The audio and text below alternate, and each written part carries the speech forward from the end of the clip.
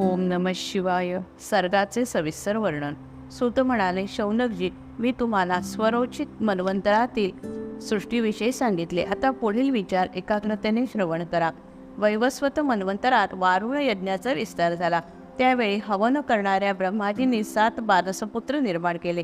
या मन्वंतरात देव आणि दानव यांचे मतभेद झाले आणि दोघांच्या मध्ये युद्ध झाले. त्या युद्धामध्ये अनेक दैत्य मारले गेले. त्यामुळे दितीला अति दुःख झाले आणि ती कश्यपांकडे गेली. कश्यपाच्याकडे राहून तिने त्यांची मनोभावे खूप सेवा केली. त्यामुळे कश्यप तिला प्रसन्न झाले आणि त्यांनी दितीला वर मागण्यास सांगितले. दितीने वर मागितला, इंद्राचा वध करू शकेल असा सामर्थ्यवान पुत्र व्हावा. कश्यपाने तथास्तु म्हटले. हे वर्तमान इंद्राला समजले. त्यावेळी तो सावध झाला. दितीच्या उदरातील गर्भाचा आपण नाश करावा असे त्याला वाटू लागले. इंद्र गर्भाच्या नाशाची वाट पाहू लागला. इंद्राने त्या गर्भाचे तुकडे केले. त्यावेळी गर्भातून आवाज आला, इंद्रा, तू आम्हाला मारू नकोस, कारण आम्ही तुझे बंधू आहोत. अशी मनोभावे प्रार्थना केली. इंद्राने त्यांना रडू नका, मा सदी असे सांगून धीर दिला. त्यावरून त्यांना मरुत हे नाव पडले. इंद्राने त्यांना भाऊ म्हणून स्वीकारले. ते देखील वैरभाव टाकून त्यांचे सहाय्यक बनले. या 49 आकाशगामी मरुदगणांना प्रजापतीने वेगवेगळे राज्य दिले. तेव्हापासून अरिष्टपुत्र, वीर, कृष्ण, विष्णू, प्रजापती, पर्जन्य व धनाध्यक्ष हे त्यांचे जग झाले. ब्रह्मानी ऋतुवैन्याला अधिराज्यात स्थापित केले. चंद्राला ब्राह्मण, वृक्ष, ग्रह, नक्षत्रे, यज्ञ आणि तप यांचा राजा केले. वरुणाला समुद्राचा, वैभववनाला राजांचा, श्री विष्णूंना आदित्यांचा, अग्नीला वसूंचा, दक्षाला प्रजापतीचा, इंद्राला मरुतांचा, प्रल्हादाला दैत्य आणि दानवांचा, वैवस्वताला पितरांचा, यमाला मातृकांच्या व्रतांचा, मंत्राचा व गायीचा, शूलमणी शिवजींना वृक्षांचा, राक्षसांना पार्थिवांचा, हिमालयाला पर्वताचा, समुद्राला नद्यांचा, सिंहाला पशूंचा, मैनाला गामीचा आणि वडाला वृक्ष व वनस्पतींचा राजा केले. ब्रह्माने पूर्वेला वैराग्य प्रजापती पुत्रास, दक्षिणेला कर्दम सुदन्वाला, पश्चिमेला राजसपुत्र अच्युत व केतुमंताला, तसेच पर्जन्य प्रजापतीपुत्र हिरण्यरोमाला, तर उत्तरेला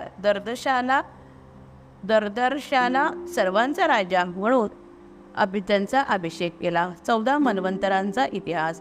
शौनक म्हणाले, सूतजी, आता आम्हाला मन्वंतराविषयी विस्ताराने माहिती सांगा. सूत म्हणाले, हे मुनीश्वर, आत्तापर्यंत स्वयंभुव, स्वारोपी, उत्तम, तामस, रैवत आणि चाक्षुष असे 6 मुनी होऊन गेले. सध्या वैदस्वत मनु म्हणजे मन्वंतर चालू आहे. यानंतर सावर्णी, रौच, ब्रह्मसावर्णी, रुद्रसावर्णी आणि इंद्रसावर्णी असे मनु होते. 14 मनु मिळून एक कळप होतो. प्रलयानंतर निरनिराळे सप्तर्षी इंद्रदेव असतात. स्वयंभू मन्वंतरात ब्रह्माजींचे मरीची, अत्री, अंगिरा, पुलह, क्रतु, पुलस्त्य व वसिष्ठ हे 7 पुत्र सप्तर्षी होते. त्या काळात देवाचे नाव यामा आणि इंद्राचे नाव यज्ञ होते. स्वयंभू मनुला 10 पुत्र होते. स्वारोचित मन्वंतरात ऊर्जस्तंभ, परस्तंभ, ऋषन, वसुकन, ज्योतिष्मान, द्युतिमान, रोचिस्मान हे सप्तर्षी होते. तेव्हा देवाचे तुषित व इंद्राचे रोचन देवाचे नाव तुषित, इंद्राचे नाव रोचन होते.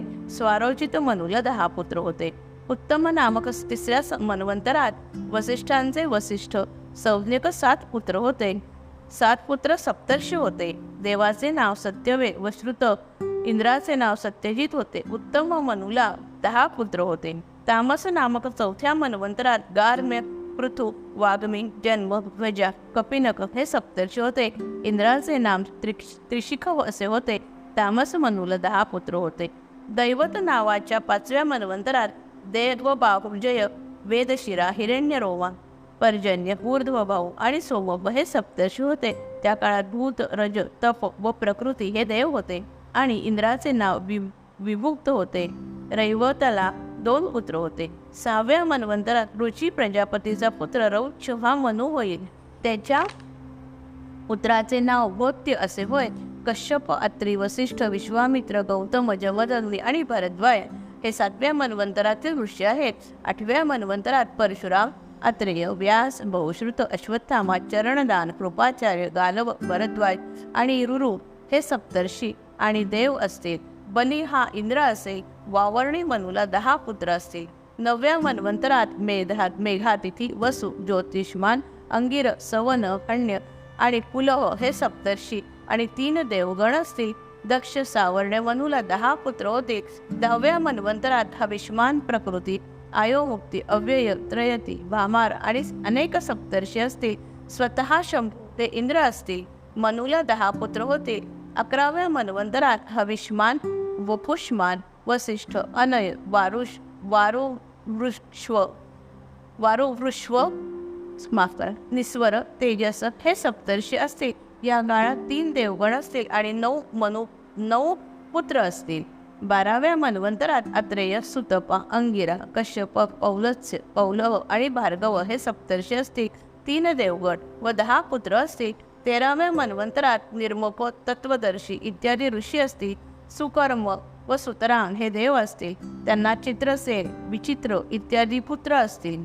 14व्या मन्वंतरात अग्निद्र, मागध, अतिवाय, सुची, अंगिरस, अजित आणि पुल हे सप्तर्षी असतील. चाक्षुण नावाचा देव आणि सुची नावाचा इंद्र असे. त्यांना 10 पुत्र असतील. हे मनु, आपल्या तपाने धर्माच्या आधारे प्रजेचे पालन करतील. या मन्वंतराच्या उत्पत्तीचा इतिहास नित्य प्रातःकाळी स्मरण करावा, त्यामुळे ते सुखी होतील. जय जय रघुवीर समर्थ.